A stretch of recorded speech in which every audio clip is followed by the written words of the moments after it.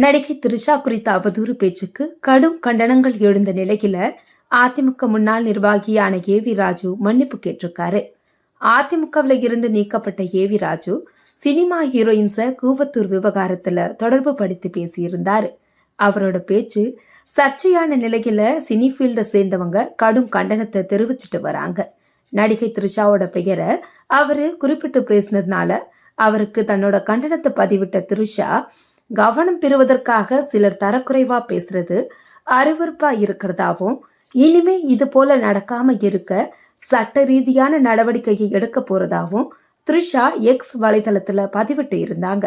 அதே போல பல்வேறு தரப்பினரும் கண்டனம் தெரிவிச்ச நிலையில தனது பேச்சுக்கு ஏவி ராஜு மன்னிப்பு கேட்டிருக்காரு. மறக்காம சர்ப்ரைஸ் பண்ணுங்க. Thank you.